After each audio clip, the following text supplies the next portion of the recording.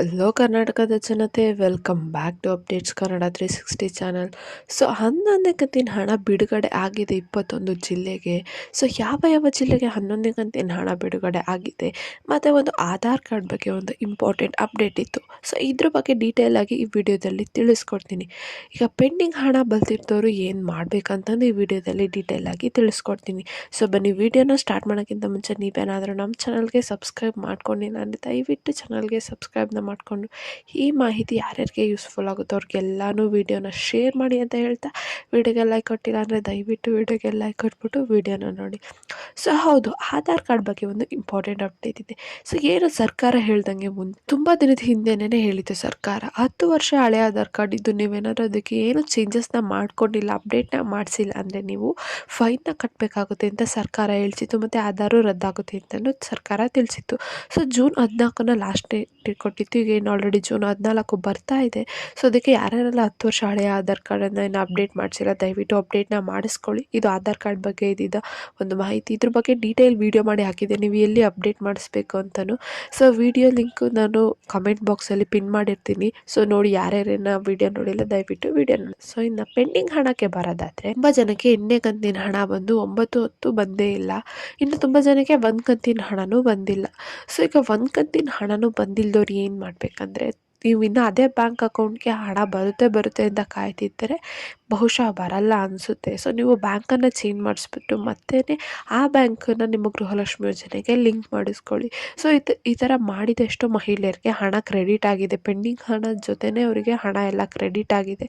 So ಅದಕ್ಕೆ ಈ ಚೇಂಜಸ್ನ ಮಾಡಿ ನೋಡಿ. ನೀವು ಒಂದ್ಸಲ ಏನಾದರೂ ಬ್ಯಾಂಕ್ ಖಾತೆನ ಚೇಂಜ್ ಮಾಡಿಸಿ ಆವಾಗ ಹಣ ಬರ್ಬೋದು. ಇನ್ನು KYC NPCI ಮ್ಯಾಪಿಂಗ್ ಇವೆಲ್ಲ ಮಾಡಿಸಿರಲೇಬೇಕು ನೀವು ಕಡ್ಡಾಯವಾಗಿ. ಯಾವ ಅಪ್ಲಿಕೇಶನ್ ಆದರೂ, ಹೊಸ ಅಪ್ಲಿಕೇಶನ್ನು ಹಳೆ ಅಪ್ಲಿಕೇಶನ್ನು. ಸೊ ನೋಡಿ, NPCI ಮ್ಯಾಪಿಂಗು ಮತ್ತು KYCನ ನೀವು ನೀಟಾಗಿ ಮಾಡಿಸಿದ್ದೀರಾ ಅಂತ. ಸೊ ಈಗೇನು ಸರ್ಕಾರದವರು ಹಣನ ರಿಲೀಸ್ ಮಾಡ್ತಿದ್ದಾರೆ.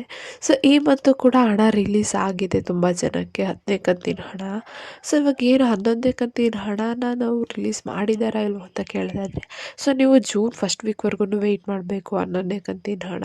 ಇವಾಗ ಯಾವ ಜಿಲ್ಲೆಗೆ ಹಣ ರಿಲೀಸ್ ಆಗ್ತಾ ಇದೆ ಅಂತ ನೋಡೋದಾದರೆ, ಸೊ ಯಾದಗಿರಿ, ಉಡುಪಿ, ಉತ್ತರ ಕನ್ನಡ, ತುಮಕೂರು, ಶಿವಮೊಗ್ಗ, ರಾಮನಗರ, ರಾಯಚೂರು, ಕೊಡಗು, ಕೋಲಾರ, ಕೊಪ್ಪಳ, ಮಂಡ್ಯ, ಮೈಸೂರು, ದಾವಣಗೆರೆ, ದಕ್ಷಿಣ ಕನ್ನಡ, ಬಾಗಲಕೋಟೆ, ಬೆಂಗಳೂರು ನಗರ ಮತ್ತು ಗ್ರಾಮಾಂತರ, ಬೆಳಗಾವಿ, ಬಳ್ಳಾರಿ, ಬೀದರ್, ವಿಜಯನಗರ, ಚಾಮರಾಜನಗರ, ಚಿಕ್ಕಬಳ್ಳಾಪುರ, ಚಿಕ್ಕಮಗಳೂರು, ಚಿತ್ರದುರ್ಗ, ಧಾರವಾಡ, ಗದಗ, ಕಲಬುರಗಿ, ಹಾಸನ, ಹಾವೇರಿ. ಸೊ ಇಷ್ಟು ಜಿಲ್ಲೆಗೆ ಹಣನ ರಿಲೀಸ್ ಮಾಡ್ತಿದ್ದಾರೆ ಇವತ್ತು. ಅಂದರೆ ಫಸ್ಟು ನಿಮಗೆ 11ನೇ ಕಂತಿನ ಹಣ ಬರಲ್ಲ. ಇವಾಗ ಏನು ಹಣ ಹಾಕ್ತಿದ್ದಾರೆ ಅಂದರೆ ನಿಮಗೆ ಅದು ಪೆಂಡಿಂಗ್ ಹಣನ ಹಾಕ್ತಿರ್ತಾರೆ. ಸೊ ಯಾರಿಗೆಲ್ಲ 8ನೇ ಕಂತಿನ ಹಣ ಬಂದು 9, 10 ಬಂದಿರಲ್ಲ, ಸೊ ಅಂಥವ್ರಿಗೆ ಈ ಹಣ ಬಂದು ಬರ್ತಾ ಇದೆ. ಸೊ ಇನ್ನು 11ನೇ ಕಂತಿನ ಹಣ ಬರಬೇಕಂದ್ರೆ ನೀವು ನೆಕ್ಸ್ಟ್ ಮಂತ್ ಗಂಟ ವೆಯ್ಟ್ ಮಾಡಬೇಕು. ಸೊ ಈಗೆಲ್ಲ ಏನು ಹಣ ಬರ್ತಾ ಇದೆಯಲ್ಲ ಅದೆಲ್ಲ ನಿಮಗೆ ಪೆಂಡಿಂಗ್ ಹಣ ಆಗಿರುತ್ತೆ. ಸೊ ಯಾರ್ಯಾರಿಗೆಲ್ಲ ಯಾವ್ಯಾವ ಕಂತಿನ ಹಣ ಬಂದಿದೆ ಕಮೆಂಟ್ ಮೂಲಕ ತಿಳಿಸಿ, ಯಾವ ಜಿಲ್ಲೆ ಅಂತ.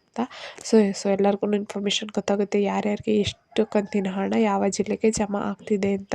ಸೊ ಈ ಮಾಹಿತಿ ನಿಮಗೆ ಇಷ್ಟ ಆಯಿತು ಅಂದ್ಕೊತೀನಿ. ಸೊ ಯಾರ್ಯಾರೆಲ್ಲ ಇನ್ನು ಆಧಾರಲ್ಲಿ ಚೇಂಜಸ್ನ ಮಾಡ್ಕೊಂಡಿಲ್ಲ ದಯವಿಟ್ಟು ಚೇಂಜಸ್ನ ಮಾಡ್ಕೊಂಡಿಲ್ಲ, ಫೈನ್ ಹಾಕ್ತಾರೆ ಸರ್ಕಾರದ ಕಡೆಯಿಂದ. ಸೊ ಈ ಮಾಹಿತಿ ನಮಗೆ ಅಫಿಷಿಯಲ್ ಆಗಿ ಸರ್ಕಾರದ ಕಡೆಯಿಂದನೇ ಸಿಕ್ಕಿರೋದು. ಸೊ ಈ ಮಾಹಿತಿ ನಿಮಗೆ ಇಷ್ಟ ಆಯಿತು ಅಂದ್ಕೊತೀನಿ. ಇಷ್ಟಾದರೆ ದಯವಿಟ್ಟು ಚಾನಲ್ಗೆ ಸಬ್ಸ್ಕ್ರೈಬ್ನ ಮಾಡಿಕೊಂಡು ವಿಡಿಯೋನ ಯಾರ್ಯಾರಿಗೆ ಯೂಸ್ಫುಲ್ ಆಗುತ್ತೆ ಅವ್ರಿಗೆ ಶೇರ್ ಮಾಡಿ ಅಂತ ಕೇಳ್ತಾ ಧನ್ಯವಾದಗಳು.